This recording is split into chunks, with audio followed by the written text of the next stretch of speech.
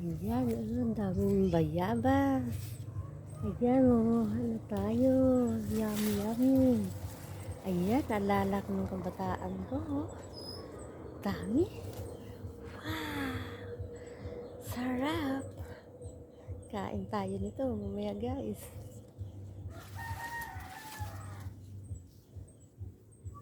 Ang sarap pa magduyan dito. Ang laki yun, no?